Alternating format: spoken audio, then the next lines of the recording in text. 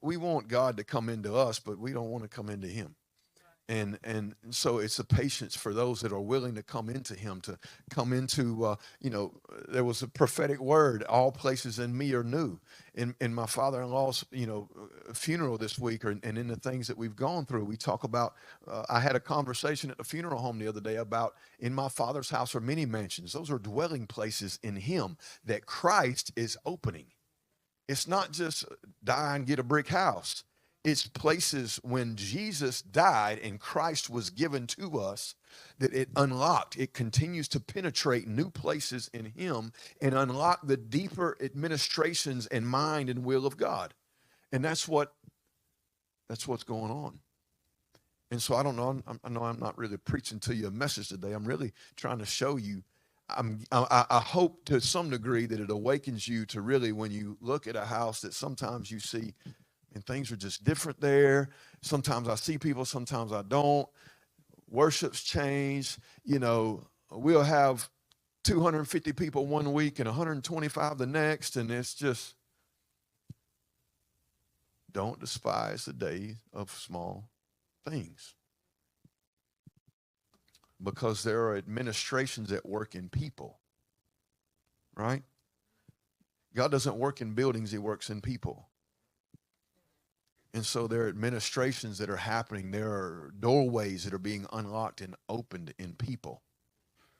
There are things being discovered and things being deposited, things being given. You don't recognize it, but there are kingdom keys that are being handed over through the trial of life.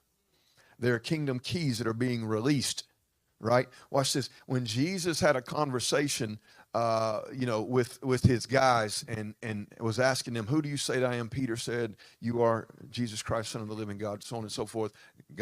Jesus said, flesh and blood has not revealed this to you. Flesh and blood has not revealed this to you, but my Father who is in heaven. And then he says, upon this rock I will build my church, and the gates of hell shall not prevail against it. And behold, I give you keys to the kingdom, right? That's what he said. Now, look at the contrast, that the keys were given at the gate of hell.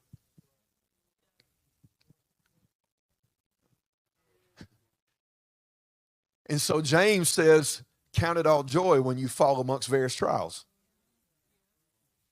For the trying of your faith produces patience, and let patience have its work, because it's producing something that is perfected.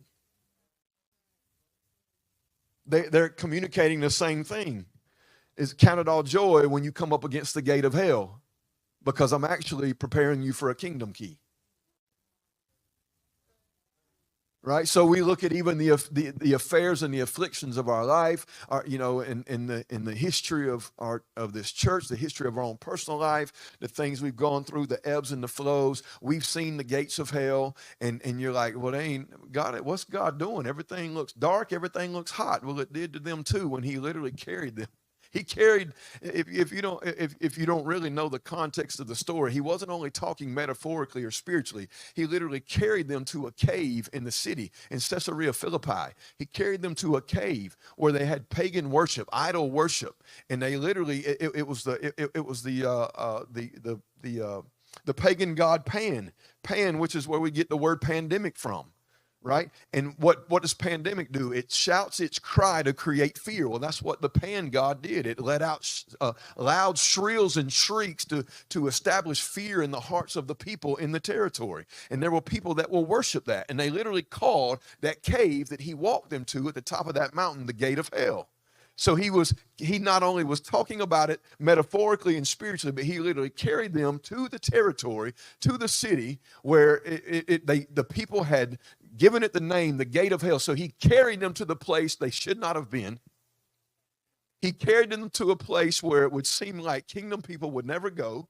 He carried them right into the middle of idolistic worship, carried them to one of the most depraved places in all the territory. He carried them right into the heart of fear, right into the heart of death, right into the heart of where sacrifice was taking place, and literally stood them in that place while they're like, why in the world are we here? And he's like, because I've brought you to the gate of hell to give you a key.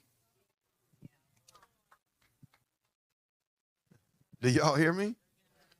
I've brought you to the gate of hell to give you a key. And so if we're not careful, we don't really see what's going, we don't see what God's doing.